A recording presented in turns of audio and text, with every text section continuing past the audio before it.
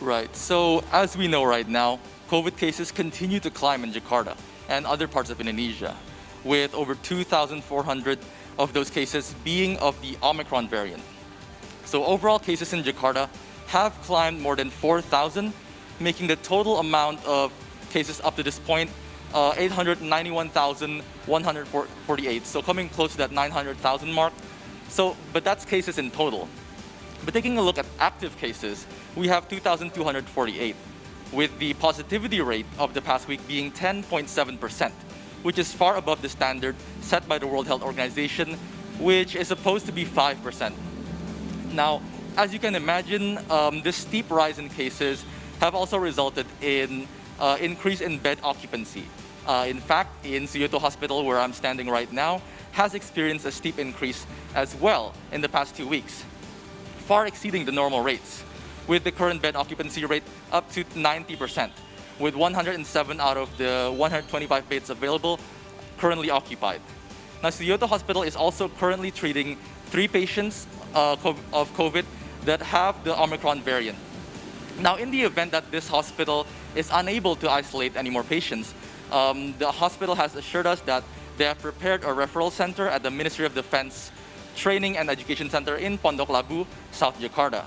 Colonel Daniel Warto Adi, Chief of Suyoto Hospital, had this to say regarding the current COVID situation in the hospital. Di Rumah Sakit dr.Suyoto memang mengalami kenaikan cukup drastis sejak 2 minggu terakhir ini.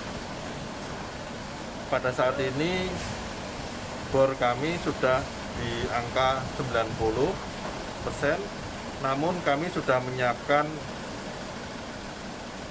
ruangan lagi di Pondok Labu sesuai dengan arahan pimpinan. Itu kurang lebih 122 bed yang kami persiapkan ulang. Mengapa sudah sampai 90%? Sebetulnya yang dulu terpasang cukup banyak, namun karena terkait dengan pembangunan rumah sakit, itu akhirnya kita tersedia tidak banyak lagi, tinggal 106 yang ada tersedia di Rumah Sakit Dr. Suyoto ini untuk pasien COVID.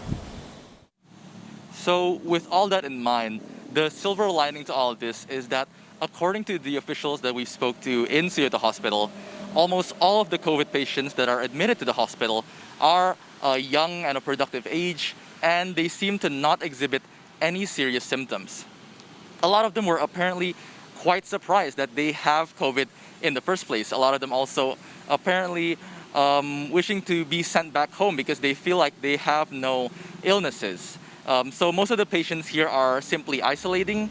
So there's little need for like panic, and there's little need for oxygen generators, such as what happened during the peak of the Delta variant.